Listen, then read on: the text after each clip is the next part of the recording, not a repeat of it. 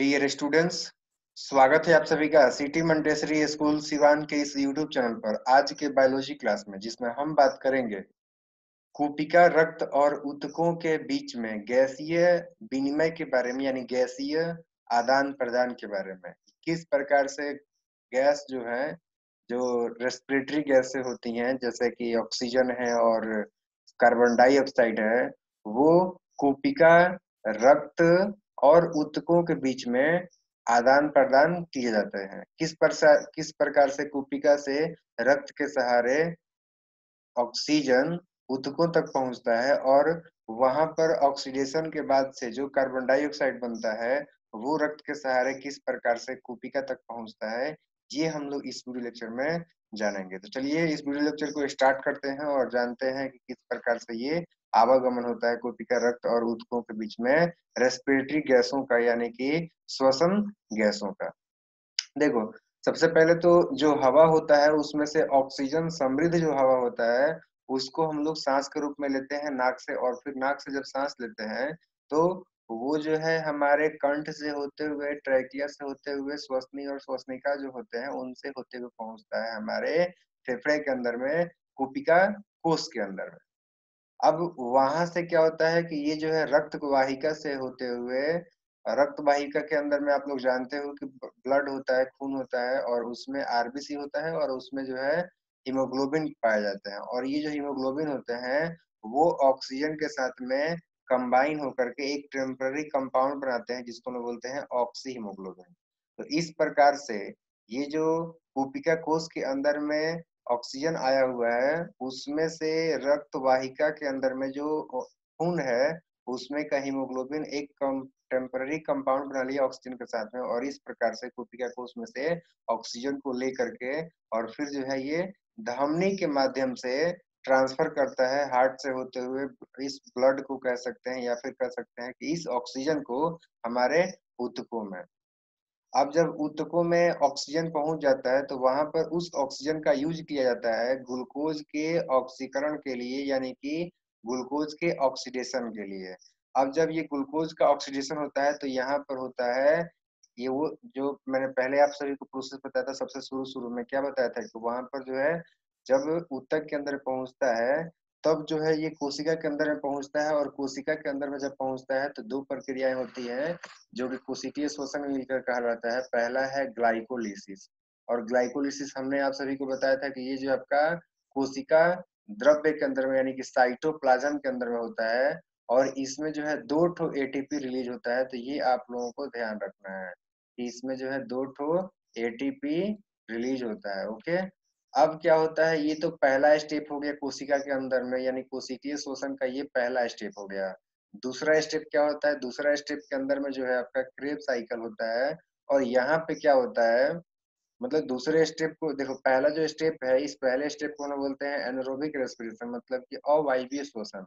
तो अवायवीय श्वसन आपसे पूछ जाएगा कि ये कहाँ होता है, तो आप बताएंगे साइटोप्लाज्म के अंदर में। इसमें कितना एटीपी बनता है, तो इसमें जो है दो एटीपी बनता है, और इसका नाम क्या है, ग्लाइकोलिसिस है। ग्लाइकोलिसिस का मतलब क्या हो गया, इसका मतलब हो गया ग्लूकोज का जो है पाइरुवेट में टूटना। ग्लूकोज क्या है, तो ये 6 कार्बन एटम वाला मॉलिक्यूल है, 6C याद रखो, ठीक है।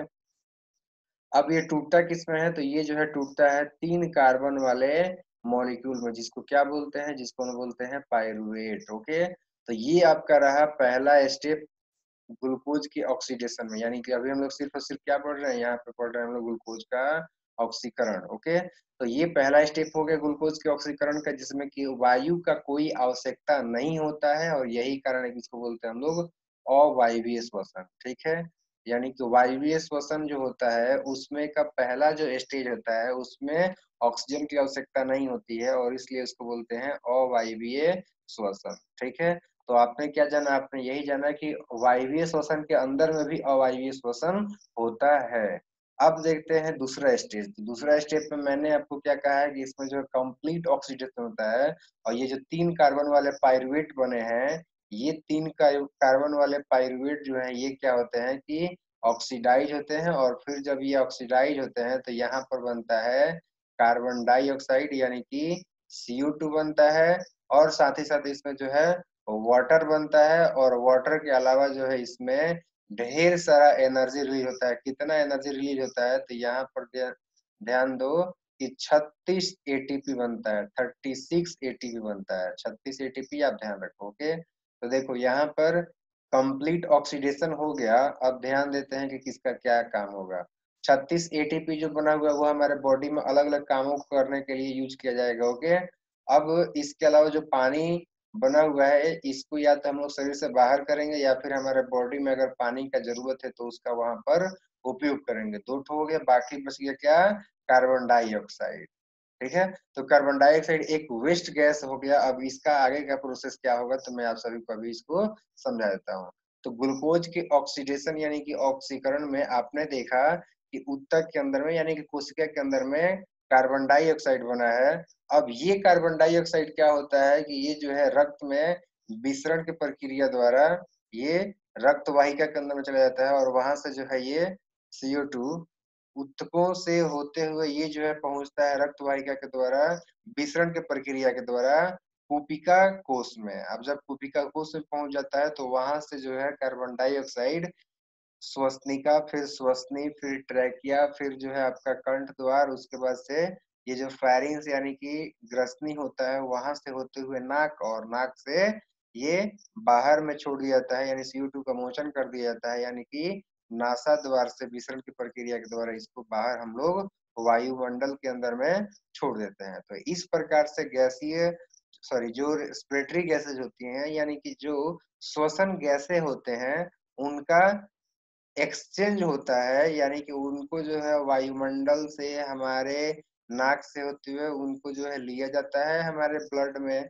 कुपिका कोश के बाद से, और ब्लड से होते हुए इसको पहुंचाया जाता है हमारे शरीर की कोशिकाओं तक, और कोशिकाओं में इसका होता है इसका ऑक्सीजन का जो है ग्लूकोज के साथ में रिएक्शन होता है जो जिसको हम बोल सकते हैं ग्लूकोज का ऑक्सीकरण होता है, और वहां पर एनर्जी के साथ में जो कार्बन डाइऑक्साइड बनता है उसका फिर से रक्त के अंदर में डिफ्यूजन के प्रोसेस के जरिए जो है इसका फिर से ट्रांसफर होता है, और वहां से रक्त के जरिए ये पहुंचता है वापस से नाक, और मतलब कि कुपिका कोश से होते हुए नाक, और फिर वहां से इसको बाहर छोड़ दिया जाता है। तो इस प्रकार से श्वसन जो गैसें होती हैं उन सभी का हमारे शरीर के अंदर में एक जगह से दूसरी जगह तक आवागमन होता है, साथ ही साथ एक अंग से दूसरे अंग में इसका जो है आदान प्रदान होता है, यानी कि इसका जो है एक्सचेंज होता है। उम्मीद कर रहा हूँ कि ये बातें समझ में आ गया है, और आपको जो है मैंने लास्ट क्लास में कहा था कि श्वसन के वैसे तो 3 स्टेप होते हैं, और उसमें मैंने आप सभी को बताया था कि वो 3 स्टेप क्या-क्या होते हैं। तो पहला होता है सांस लेना, जिसको कि हम लोग कह सकते हैं, चलो तो ये सांस लेना होगा, इसको हम लोग कह सकते हैं इनहेलेशन। ओके, अब दूसरा क्या होता है, दूसरा जो है आपका होता है कोशिकीय श्वसन यानी कि सेलुलर रेस्पिरेशन होता है, और तीसरा क्या होता है तो ये होता है सांस छोड़ना। तो ये 3 स्टेप होते हैं। ठीक है, पहला स्टेप मैंने क्या बताया, मैंने पहला स्टेप बताया है सांस लेना, दूसरा स्टेप क्या है कोशिकीय श्वसन है, और तीसरा स्टेप क्या है तो ये जो है सांस छोड़ना। दूसरे तरीके से अगर हम लोग कहें तो इसको कह सकते हैं, सांस लेने की जगह पर हम लोग कह सकते हैं अंतः श्वसन। ठीक है, तो पहला हो गया अंतः श्वसन, और दूसरा का तो एक ही नाम है और वो है कोशिकीय श्वसन। तो ये कोशिकीय श्वसन हो गया, और वही बात करेंगे तीसरा जिसको कि मैं अभी बता रहा था कि इसको बोलते हैं हम लोग सांस छोड़ना। तो सांस छोड़ने को जो हम लोग कह सकते हैं उच्छ्वसन। तो ये 3 प्रक्रियाएं होती है, उच्छ्वसन ये हो गया तीसरा।